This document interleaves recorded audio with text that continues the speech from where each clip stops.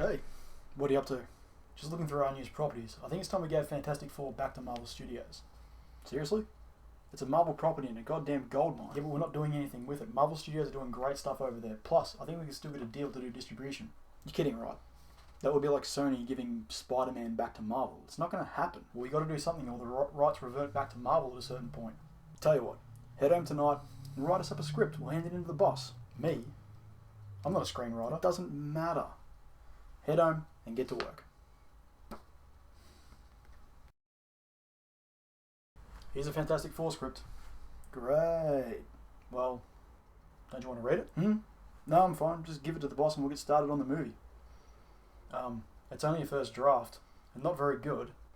Hell, the third act's only 2 pages long. Whatever, as long as we keep the rights. Hell, we might even do an X-Men crossover.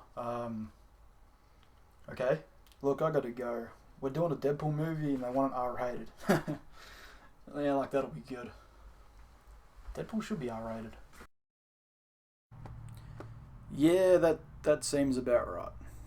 Fantastic Four is directed by Josh Trank, you know, the guy that did Chronicle, that really, really good, smaller superhero movie, and stars Miles Teller, Michael B. Jordan, Kate Mara, Toby Kebbell, and Jamie Bell. And this is another reboot to the Fantastic Four franchise, now the 3rd reboot of this series, and I'm beginning to think that this franchise doesn't really work on the big screen, because 3rd time round, they still just don't have it right. So being a reboot, we get the origin story again, so we get these 4 characters meeting, and they meet Doom, and they go off somewhere, and something happens, and they get a bunch of powers. And then the military gets a hold of the Fantastic Four, and tries to militarize them, which is an angle they haven't really done in the previous films, and it sort of worked well in this one. They had such promise going in, like the first act and a bit of this movie was good. We got a bit of character development, although it was glossed over a fair bit in a montage scene, which I didn't really like. But at least we got them interacting before they got their powers, and it sort of built and built and built up until this point where they jumped in the trans-dimensional device and headed off to a different dimension. And when they get back and the military gets a hold of them, that's where the film started to go downhill, because I felt like so much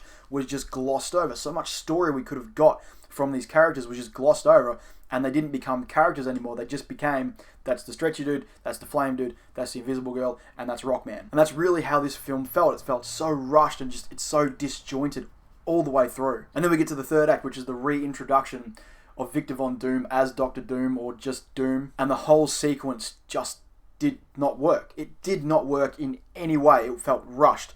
There was no point to it. Him coming back, his character design looked terrible. He didn't have lips. He had no lips. He just sort of talked and he glowed green when he talked. It was so stupid. The character design for him was not done very well. He didn't feel like that imposing villain. And as much as I hate to say it, the early 2000s Dr. Doom kind of looked better. But at its core, this movie really did feel like Fox going, shit, we gotta make a movie or the rights go back to Marvel. And I think maybe it's time that the rights did go back to Marvel, because they are not doing anything good with this franchise. They mess it up time and time again, and it's going to hurt the Fantastic Four brand, so that if Marvel ever does get it back, no one's going to want to go see it because it's Fantastic Four. We've now had 4 really subpar Fantastic Four movies, and I can tell you Marvel will be screaming at Fox to give the rights back to them so that they can salvage these characters and then insert them later on into this huge Marvel Cinematic Universe. And there was even talks of crossing over Fantastic Four with the X-Men franchise, and don't do it. Please do not, because right now, the X-Men franchise is actually good,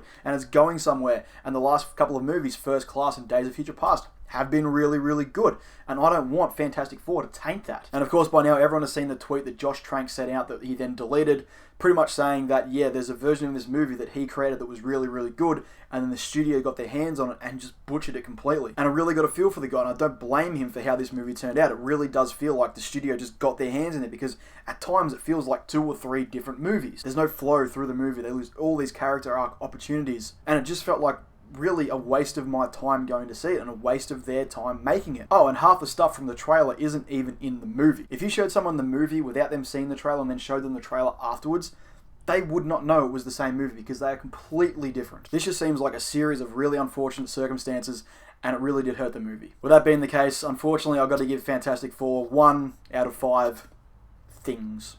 So have you seen Fantastic Four? If you haven't, don't. But if you have, let me know what you thought in the comments down below. Click right here for all your movie needs, and as always, I'll catch you in the next one.